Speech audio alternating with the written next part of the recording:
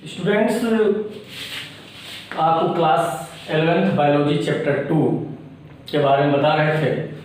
इसमें व्हिटेकर के अनुसार 5 जगत होते हैं, मोनेरा, प्रोटिस्टा और फंजाई हो चुका है। चौथा जो जगत है पादप जगत यानी प्लांटी, इसके बारे में बताना जा रहा हूँ। इसके कुछ गुणों के बारे में मैंने आपको बताया है। प्लांटी पादप जगत में वो आते हैं जिनमें क्लोरोफिल होता है। ये सभी जो पादप होते हैं इनमें क्या होता है, क्लोरोफिल होता है। अब ये क्लोरोफिल होने के कारण, क्लोरोफिल क्या है, एक पिगमेंट है, एक कलरफुल रंग है, बड़क है जिसका रंग हरा होता है।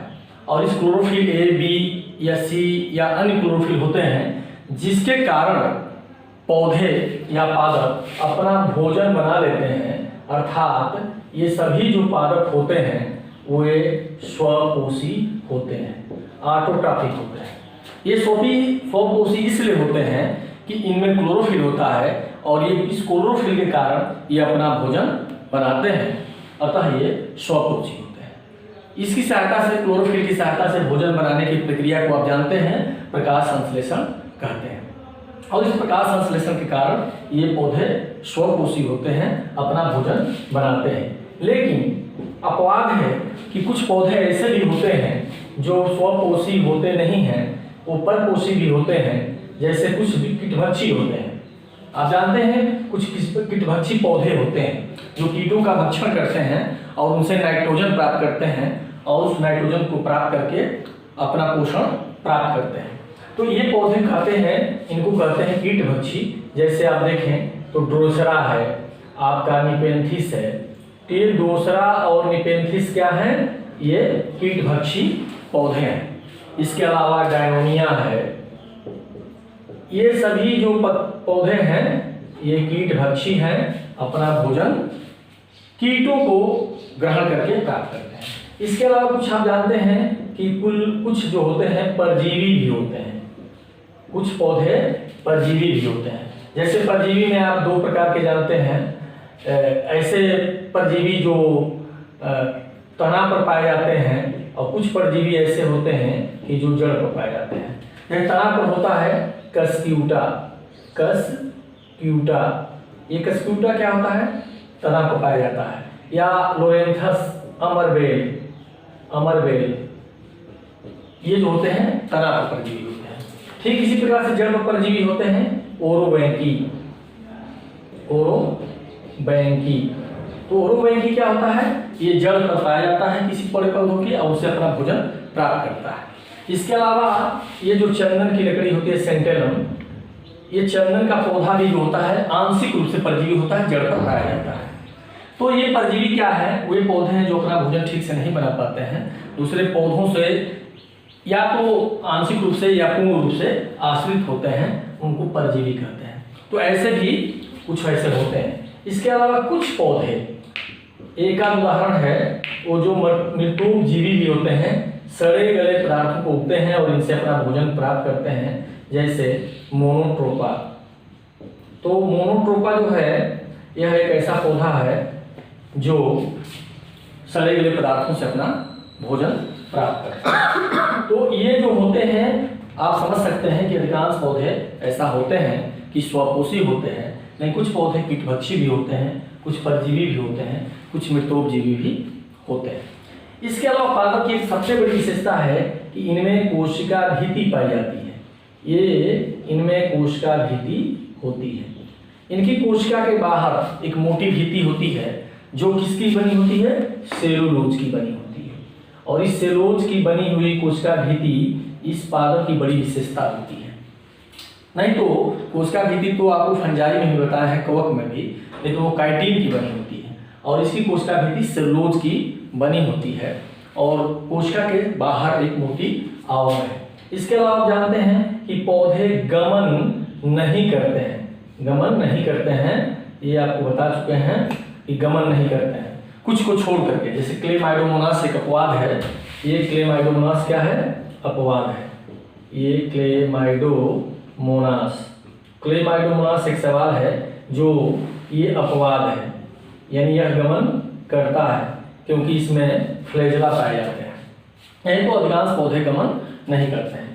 एक और विशेषता जानें कि पादप जो होते हैं उनमें दो अवस्था पाई जाती हैं। एक अवस्था को कहते हैं स्पोरोफाइटिक और एक को कहते हैं बीजाणुभेद, इसको कहते हैं। एक को कहते हैं इस अवस्था को गैमेटोफाइटिक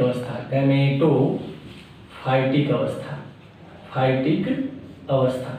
ये स्पोरोफाइटिक स्पोर का निर्माण करते हैं और गैमेटोफाइटिक गैमेट का युग्मक का निर्माण करते हैं। तो इसमें दो प्रकार की अवस्थाएं होती हैं। एक स्पोरोफाइटिक अवस्था जो ये 2n अवस्था है, डिप्लॉयड अवस्था है, द्विमुखित अवस्था है, और एक गैमेटोफाइटिक अवस्था जिसमें युग्मक बनते हैं, यह n अवस्था है। यानी यह क्या है, यह हैप्लॉयड अवस्था है, अवयुक्त अवस्था है। और यही होता क्या है कि जब n और n ये दोनों मिलते हैं तो 2n बनता है और ये 2n विकास करता है तो ये पादप जो होता है वो बनता है।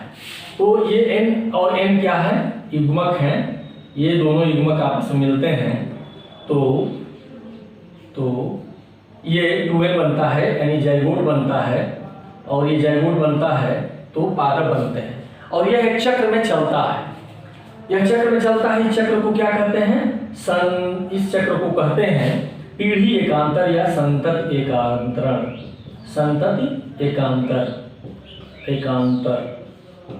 एकांतर इसको कहते हैं। यानी एक बार स्पोरोफिटिक अवस्था आएगी, फिर युग्मक अवस्था आएगी, और ये चक्र चलता रहता है जीवन काल में पौधे के। इसको कहते हैं संतति एकांतरण या इसको कहते हैं पीढ़ी एकांतरण। तो ये पौधे हैं जिनके बारे में आप समझ सकते हैं। इसके अलावा इसमें आप देखिए उदाहरण, इसमें पढ़ेंगे आप शैवाल के बारे में पढ़ेंगे, एल्गी, इसमें पढ़ेंगे आप ब्रायोफाइटा के बारे में, इसमें आप पढ़ेंगे टेरिडोफाइटा के बारे में। इसके अलावा आप पढ़ेंगे जिम्नोस्पर्म के बारे में,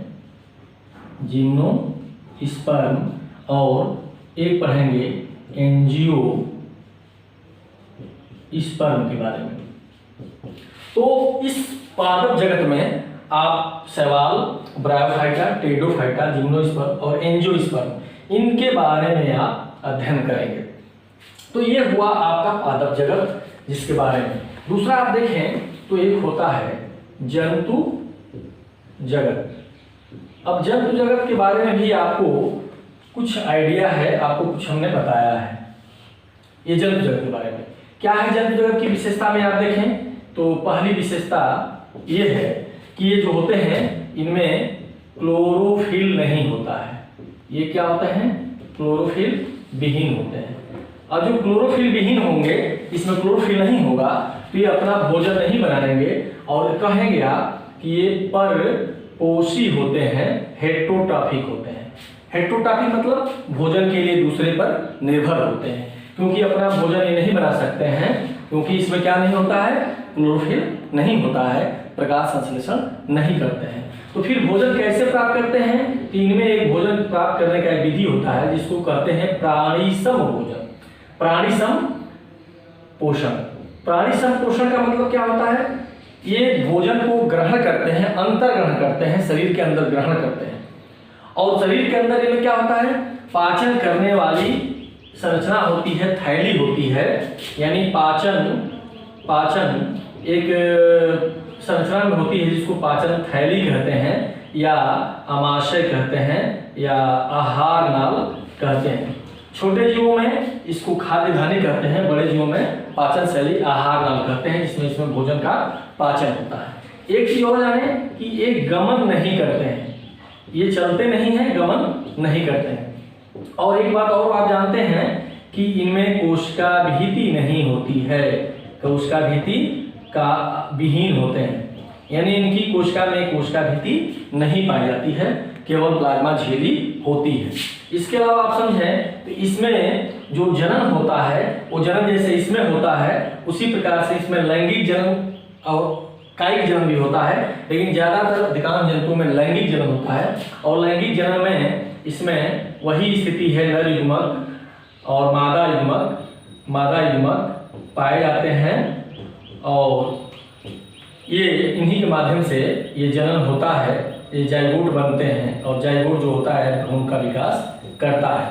तो इसमें भी वही अवस्था होती है, स्पोरोफाइटिक अवस्था और गैमेटोफाइटिक अवस्था इसमें भी पाई जाती है और इसके जरिए ये अपना लैंगिक जनन करते हैं और इनका जीवन चक्र चलता है। इसमें भी संतति एकांतरण चलता रहता है। यह है कि युग्मक जो इसमें छोटा अवस्था होता है, ये गैमेटोफाइटिक अवस्था बहुत छोटा अवस्था होता है और स्पोरोफाइटिक अवस्था इसमें बड़ी अवस्था होती है। तो जंतु की क्या विशेषताएं होती हैं और ये जंतु जगत के बारे में विस्तृत आगे पढ़ेंगे चौथे चैप्टर में, और तीसरे चैप्टर में पादप जगत के बारे में विस्तृत पढ़ेंगे।